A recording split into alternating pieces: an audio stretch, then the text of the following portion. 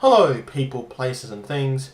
I don't normally do these sort of news story kind of videos, but I decided to give it a try since I saw something recently and I just knew I had to make a video commentating about it. So I just saw this on GOG.com, and for those of you who don't know, but you should know, GOG is pretty much my one-stop place to buy games from.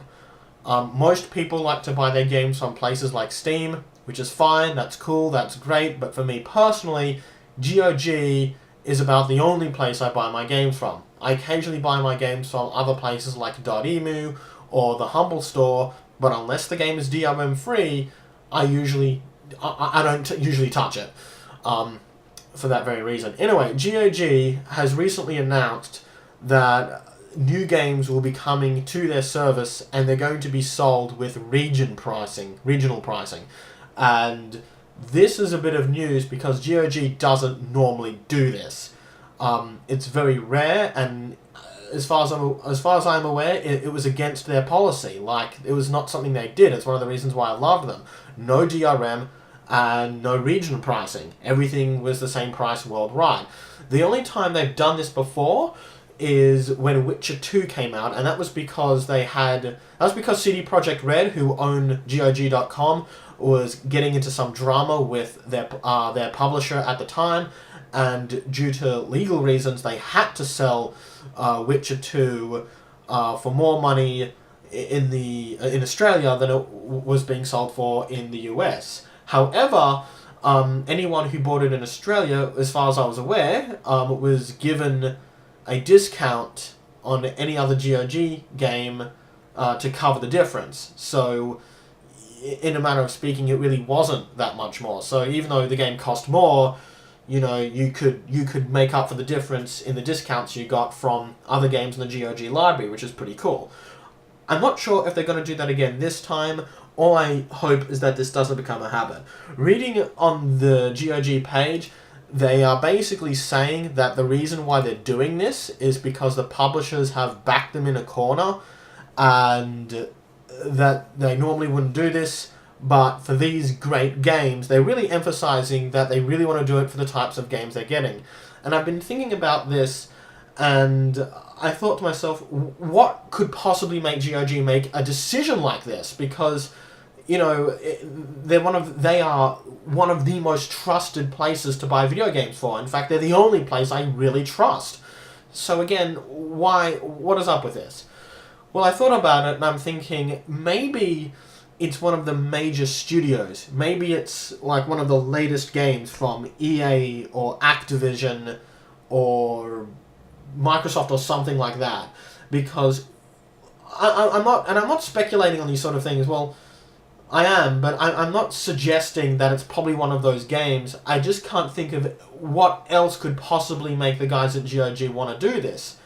Because, I mean, aside from The Witcher, the only time GOG has ever sold a AAA game has usually been about a year or a couple of years after its release. GOG never get AAA games on day one except for The Witcher, which is an independent game owned by CD Projekt Red, and since CD Projekt Red also owns GOG.com, it's obvious why GOG would get it on day one.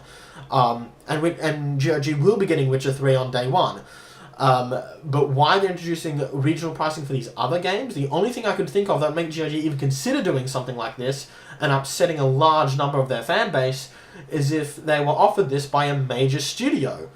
A studio that would normally not allow GOG to sell one of their games until about 3 years later.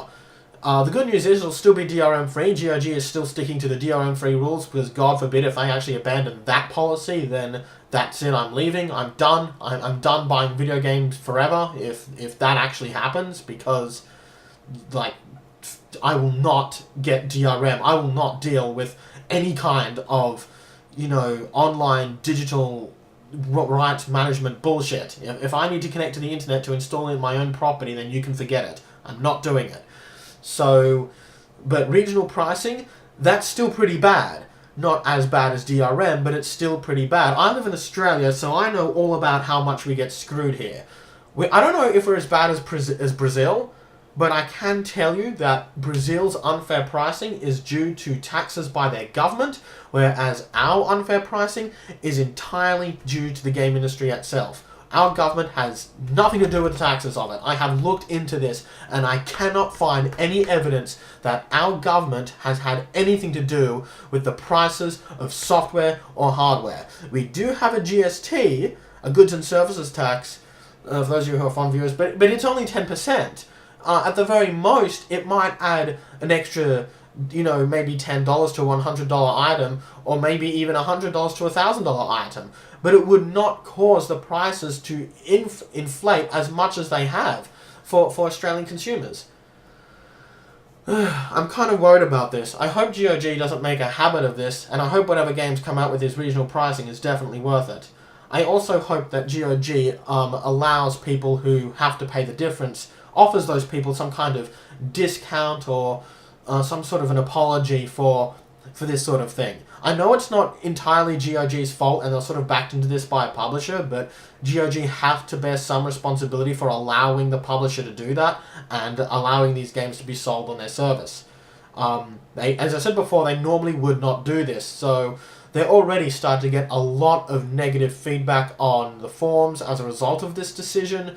I don't think it's fair to judge GOG too harshly just yet. Let's wait and see what the games are, and let's just wait and see how this turns out. I've sent GOG a private message about this, asking them some questions, and I hope they get back to me about it soon. And I will keep you informed. Anyway, I hope you enjoy this little news thing, whatever the hell it is I'm doing, and I will see you next time.